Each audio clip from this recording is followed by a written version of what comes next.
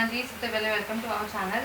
क्या कुछ कहना चाहोगे आप लॉकअप और एकता कपूर को लेके जो कंट्रोवर्सी आपने बोली है कि आपको इतने महीने तक जाके बजाय, उसकी स्टोरी थोड़ी सी अगर आप शॉर्ट में स्टार्ट से बता सकते हो। मैं यही बोलना चाहूँगी कि मैंने इन्हें अप्रोच नहीं किया था। मैं इनके पास काम मांगने नहीं गई थी। इनकी कास्टिंग टीम का मुझे कॉल आया था कि हम लोग एक रियलिटी शो कर रहे हैं जो कि काफ़ी हद तक सिमिलर होगा बिग बॉस जैसा, बट बिग बॉस नहीं है। सो करते हैं। अर्लियर मैं नहीं करना चाहती थी क्योंकि मुझे ऐसा लगा कि कहीं कोई इश्यूज़ ना हो जाएं, बट स्टिल देन इन्होंने मुझसे कहा चलो एक मीटिंग कर लेते हैं। मैं फ़र्स्ट मीटिंग करके आई एंडे मॉल शाइन इंडिया में, जहाँ पे मेरी काफ़ी लोगों से मुलाकात हुई। जूम कॉल पे मेरी शो के क्रिएटिव हेड से बात हुई। देन दे वर लाइक हम ये शो कर रहे हैं। 2 दिन के बाद मुझे कॉल आया पेमेंट को लेकर के। फाइनली हम लोग एक पॉइंट पे आए कि मैं 1.5 लाख रुपीज़ पर वीक ले रही हूँ। मेरे पास कंफर्मेशन लेटर आ गया, मेरे पास सब कुछ हो गया। उसके बाद मेरी इनके टीम मेंबर से, क्रिएटिव हेड, ईपी, चैनल वाले सबके साथ में जूम कॉल पे बात हुई और वहाँ पे उन लोगों ने मुझसे पूछा आपको पता है हमारे शो की होस्ट कौन है। देन फाइनली मुझे पता चला कि कंगना रनावत ये शो कर रही है।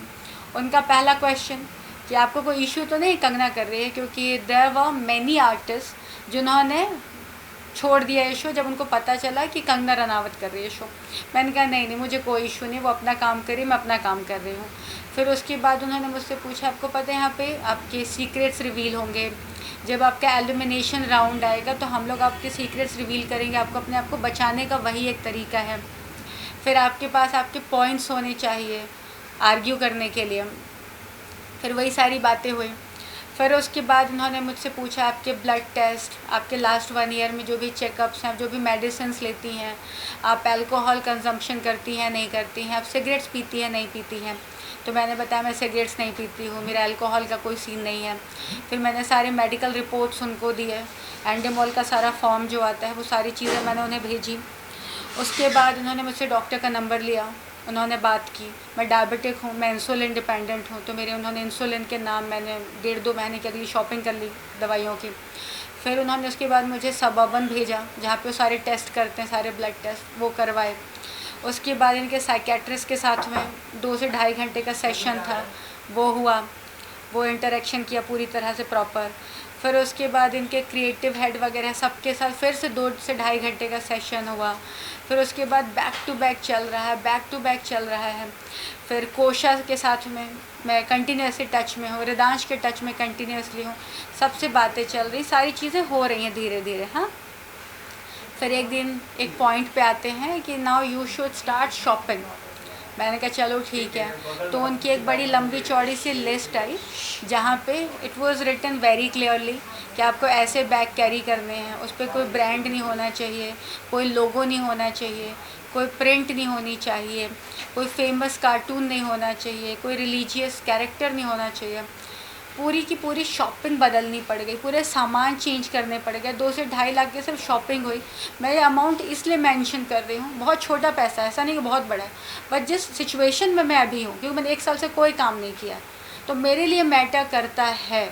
अगर आपको मुझे शो में नहीं लेना था तो आपको मुझसे इतने फालतू के खर्चे नहीं करवाने थे। अब आप कहोगे कि वो कपड़े तो मैं पहन सकती हूँ, तो वैसे कपड़े मैं नहीं पहनती हूँ जो मैं जेल के अंदर पहनने के लिए मैं ख़रीद रही हूँ। जेल में पहनने के लिए मैं ट्रैक ले रही हूँ, मैं शूज़ ले रही हूँ जो ब्रांड्स वाले नहीं हैं, क्योंकि आप मुझसे अलग अलग टाइप की एक्टिविटीज़ कराओगे। तो मैंने सिर्फ आपके लिए शॉपिंग की। उसके बाद मैं आप लोगों से बार बार पूछ रही हूँ कि क्या मैं कोई दूसरा शो पकड़ लूँ। आप लोग अरे नहीं नहीं नहीं, आप कैसे शो कर सकती हैं, आप बालाजी का शो कर रही हैं। अगर आप कोई दूसरा काम करेंगी और वो रिलीज़ हो गया तो उनको सारी टीआरपी मिल जाएगी, उनको सारा बेनिफिट मिल जाएगा, आपने मुझे शो नहीं करने दिया। देन आप तो कॉन्ट्रैक्ट में हो, आपकी डेट तक क्लियर नहीं होती। आप मुझे 28 से क्वारंटीन में भेजने वाले थे और 18 को आप मुझे फ़ोन करके बोलते हैं कि हम लोग फर्स्ट वीक में एंटर नहीं हो रहे हैं। 28 को हम लोग कालिया मैदान फिल्म सिटी में जाकर आपके पोस्टर शूट कर रहे हैं, आपके टीज़र शूट कर रहे हैं, आपके ट्रेलर शूट कर रहे हैं, आपके बाइट शूट कर रहे हैं, आपका कोई प्लान नहीं। आपको मैं पूछती हूँ मैं कब जा रही हूँ, आप कहते हैं आप अगले हफ्ते जा रहे हैं। मैं अगले हफ्ते पूछती हूँ, आप अगले हफ्ते जा रहे हैं। आपका कोई सेटअप नहीं है, आप कुछ नहीं बताते हो। और फिर अगर कोई स्टैंड लेता है तो आप लोग कहते हो आर्टिस्ट गलत बोल रहा है, वो कंट्रोवर्सी कर रहा है। क्यों ना आर्टिस्ट स्टैंड ले। सो मैम आपका रिएक्शन कैसा था कि आपको जब पता चला कि कंगना मैम इस शो की होस्ट है? अर्लियर मुझे जेन्युइनली बताऊँ थोड़ा सा डर लगा था, थोड़ा सा। और वो डर इसलिए लगा था क्योंकि कंगना की जो आइडियोलॉजी है और जो मेरी है वो काफ़ी हद तक अलग है। जिस तरीके से वो चीज़ों को देखती है मैं नहीं देखती हूँ। हर किसी के अपने अपने पॉइंट ऑफ व्यू होते हैं, मेरे अपने हैं। So I am no one to say कि शी इज़ रॉन्ग और कुछ भी, बट चीज़ें बदल जाती हैं। और जब कहा जाता है ना कि कंगना होस्ट है, एकता कपूर का शो है एंड आपको सीक्रेट्स रिवील करने हैं, तो वहाँ पे थोड़ी सी घबराहट होती है। But then I was like कोई बात नहीं यार, वो अपना काम करे, मैं अपना काम कर रही हूँ, क्या फ़र्क पड़ता है। और शो के जेलर करण कुंद्रा की बात करें तो उनके बारे में आपका क्या कहना है? मुझे करण कुंद्रा शो का जेलर है वो मुझे नहीं पता था। वो बहुत बाद में रिवील हुआ है, क्योंकि फर्स्ट डे जब आई थी तो रवीना टंडन आई थी, वो भी हम लोगों को नहीं पता था। वो कहते हैं ना, वो बहुत हिडन चीज़ें थी, क्योंकि इन लोगों ने पूरी कोशिश की थी कि किसी भी कंटेस्टेंट को दूसरे के बारे में पता ना चले।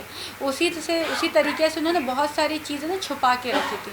करण जब एक्चुअली एंटर होने वाला था उसके 3 या 4 दिन पहले मुझे पता चला कि करण ये शो कर रहा है, और मुझे करण से कोई फ़र्क नहीं पड़ता। सो मैम जैसे कि ये सब हुआ तो आपको लगता है कि आपके बैकफायर हो सकता है आपके ऊपर? इससे ज़्यादा क्या बैकफायर होगा? आपने मुझे 4 साढ़े 4 महीने घर पे बैठा दिया, इससे ज़्यादा क्या बैकफायर कर लोगे?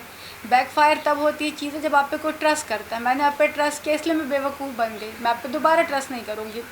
क्या होगा? आप मुझे काम नहीं दोगे। आपने मुझे आज कौन सा काम दे दिया कि आज मैं आपके बड़े गुणगान करूँ, अरे आप तो बहुत अच्छे हैं, बहुत अच्छे, जैसे बाकी लोग करते हैं। बटरिंग तो मुझसे वैसे भी नहीं होती, आपको शुरू से पता था। बूट लिक करने वालों में से मैं नहीं हूँ कि आपसे मुझे काम चाहिए तो मैं कल से जी हुजूरी करने लग जाऊँ, मैं नहीं करूँगी। आपको काम देना है आप दोगे, नहीं देना है नहीं दोगे। एंड मार्क माई वर्ड्स, आज मैं कह रही हूँ, आज की डेट आप याद रख लो, 18 अप्रैल 2022। आज मैं कह रही हूँ, मैं ये एकता कपूर के साथ मैं जीवन में कभी काम नहीं करूँगी। जिस लेडी की अपनी ज़ुबान की वैल्यू नहीं है, आपके कमिटमेंट्स की वैल्यू नहीं है, आप किसी के समय की कीमत नहीं करते, मैं भी आपकी कोई वैल्यू नहीं करती हूँ। एग्जैक्टली। एंड इसके अलावा अगर मैं आपसे पूछूं कि क्या रीज़न आपको लगता है कि आपको टर्मिनेट किया गया, इसके पीछे का जो कॉन्ट्रैक्ट आपका किया गया टर्मिनेट, इसका रीज़न आपके हिसाब से क्या हो सकता है?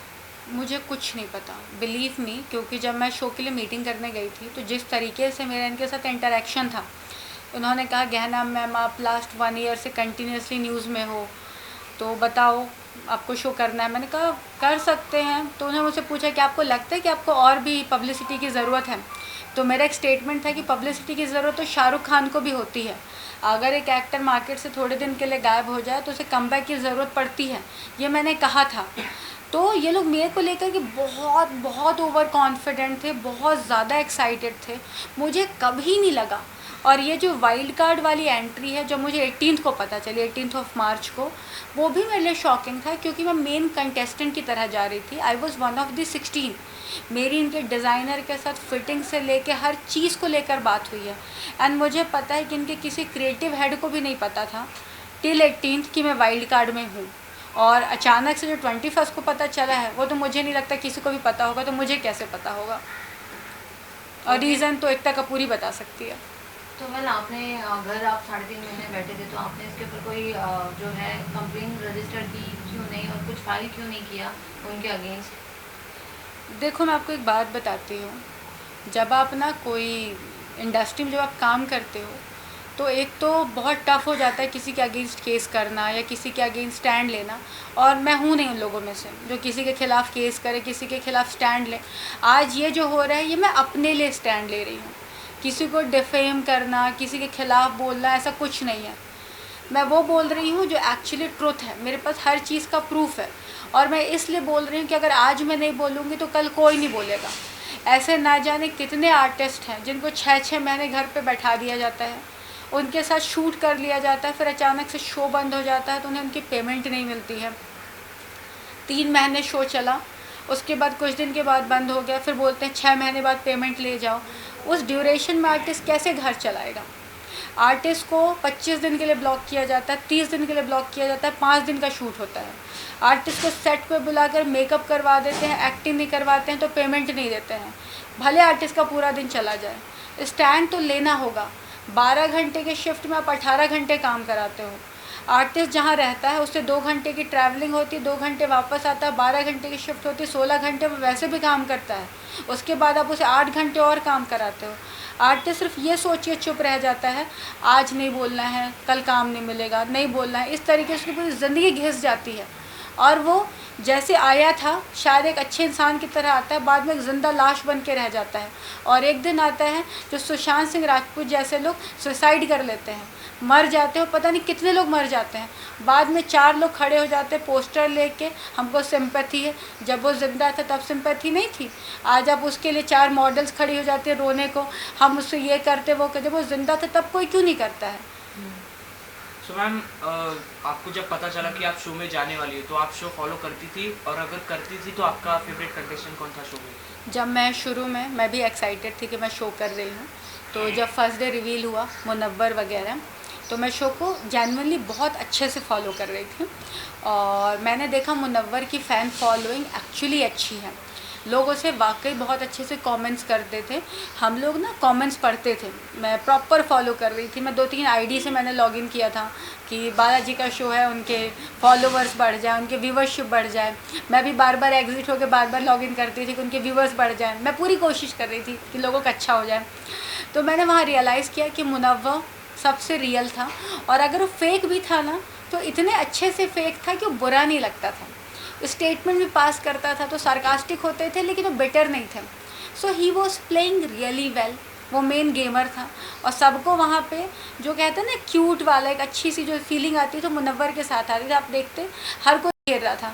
कभी शायशा ने कहा उसको क्रश है, कभी कभी सारा उसके साथ होती, पूनम वहाँ पे थी, अंजलि को उसके साथ लव एंगल के लिए क्रिएट कर दिया गया। तो लव एंगल उन्हीं एक्टरों के साथ क्रिएट किए जाते हैं, कहीं भी देख लो, जिनको लंबी रेस के लिए रखा जाता है। आप देख लो, तेजरन थे, लास्ट तक रहे। उसके पहले सिद्धार्थ और शहनाज थे, वो भी बहुत टाइम तक रहे।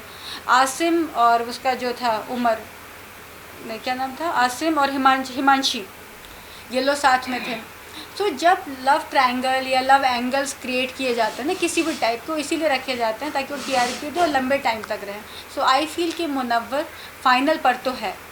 सो आपने जैसे मुनव्वर जी को मेंशन किया, तो उनका भी एक न्यूज़ सामने आ रहा है कि ही इज़ मैरिड, और उनका लॉकअप में कोई लव एंगल चल रहा है। सो उसके ऊपर आपका क्या कहना है? टीआरपी, इसका एक ही जवाब है, TRP. It's all about TRP.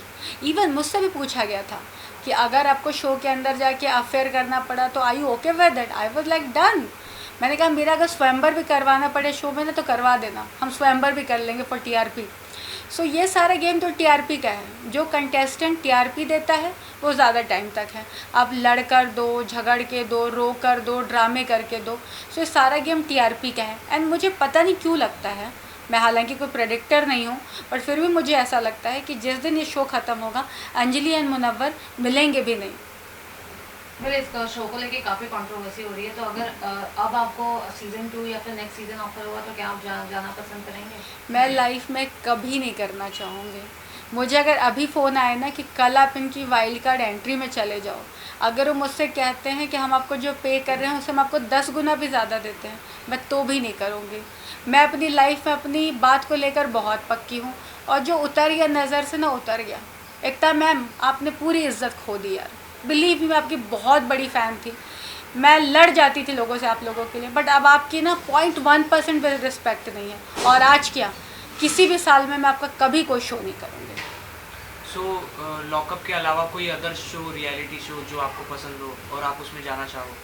अभी फ़िलहाल मुझे नहीं मालूम, अभी मेरा कोई फेवरेट शो नहीं है, अभी कुछ भी नहीं है। लेट्स सी, कुछ अच्छा शो आता है तो मैं ज़रूर करूँगी, बट अभी एट प्रेजेंट मैं कुछ नहीं कर रही हूँ, क्योंकि उन्होंने बैठा रखा था तो मैंने कोई शो लिया नहीं। सो लास्ट में जाते वक्त आप दर्शकों को क्या बताना चाहोगे? मैं सिर्फ एक बात कहना चाहूँगी, ये इंडस्ट्री जैसे दिखती है वैसी नहीं है। चकाचौंध के पीछे बहुत सारे बेटर ट्रुथ हैं। कई बार लोग बोलते हैं, कई बार लोग नहीं बोल पाते। कोई सुसाइड कर लेता है, कोई इंडस्ट्री छोड़ के चला जाता है, कोई किसी बुढ़े से शादी कर लेता है, कोई कहीं और कर लेता है। जिसको जो मिलता है वो इतना फ्रस्ट्रेट हो चुका होता है ना अंदर ही अंदर, उसको कुछ समझ नहीं आता है। तो जब आप कोई भी एक स्टेटमेंट पास करते हैं ना कि वो न्यूज़ में आने के लिए कर रहा है या इसके लिए कर रहा है, आपको समझना पड़ेगा कि वो एक्चुअली किस पेन से गुजर रहा है। अगर मैं आपका एक दिन बैठा लूँ, जो लोग कह रहे थे लॉकडाउन में हमारी 1 महीने की सैलरी नहीं आई, सैलरी नहीं आई, सैलरी कट है, मुझे तो 4 साढ़े 4 महीने बैठा के रखा गया, कुछ काम नहीं करने दिया गया, तो मैं क्यों ना बोलूँ। आपको अपने लिए स्टैंड लेना चाहिए, लीजिए। अगर आप नहीं लेंगे तो आपके लिए कोई नहीं लेगा। Thank you. Thank you so much ma'am. Thank you. हाँ, डन। हाँ।